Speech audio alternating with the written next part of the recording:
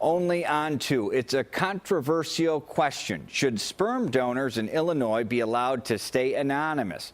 One lawmaker says no, but a bill that would require donors to register their names is making its way through the Illinois House. CBS 2's Megan Hickey sat down with the local man behind the first-of-its-kind push. The sperm bank used by Nick Isel's mother produced approximately 230 children before shuttering its doors in the 1990s. And over 30 of those are my brothers and sisters. Isel was 15 when he learned that his dad wasn't his biological father. And as soon as he found out, the questions started building. About my family medical history, my biological identity, what ethnicity I'm from, everything. Just half of my family tree was just straight question marks. But the records Isel was after had been destroyed, so Isel started searching for answers and found that actually finding those answers depends on where you live. Several European countries, Australia and New Zealand, had done away with donor anonymity altogether, and most of the resulting children have access to that information at 18. To be the first one to make that change. So he asked his state representative Keith Wheeler, why not here?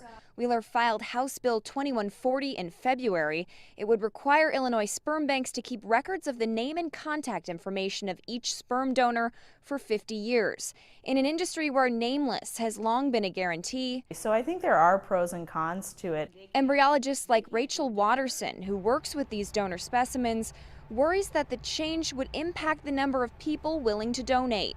A 2016 study found that sperm donors who were asked to give their names said they wanted to be paid more. But Isel argues that commercially available genetic testing has already begun the work of identifying these nameless donors.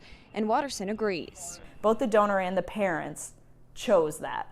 Okay, they made that choice. That child did not. So they're, I think, a little bit more at risk of having questions and confusion in general, and I think that they should be given some right to be able to determine their upbringing.